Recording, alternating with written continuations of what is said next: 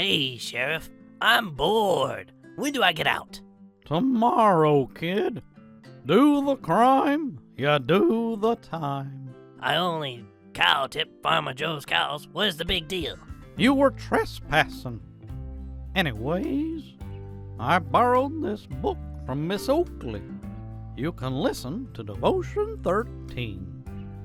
Boaz had spoken kindly to Ruth, and she had gone back out into the field once again to work.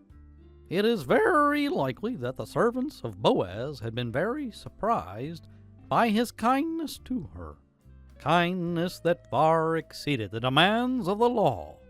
If they were surprised, though, they were about to become far more so.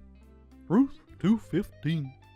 And when she was risen up to glean, Boaz commanded his young men, saying, Let her glean even among the sheaves, and reproach her not.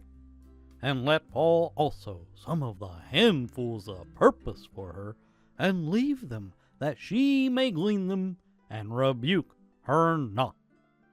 Boaz commanded that she be allowed to glean among the sheaves. This was considered easy pickings, and was therefore customarily off limits.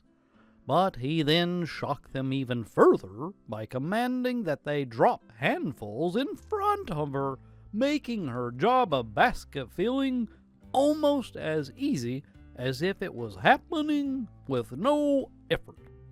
Then he told them neither to reproach her nor rebuke her.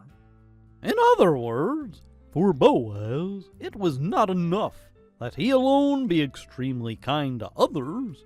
He would not be satisfied until everyone responsible to him was that kind to others as well. Do teach and expect kindness of those that are under you, be they children, employees, students, or anything else. Never allow anyone over whom you have any authority or influence to be anything less than extremely kind. A hurting world needs it, and God will hold us responsible for it. A good lesson, don't you think, Cactus Jack? Yeah, it says you should be nice to me. I am being nice. I read you a bedtime story.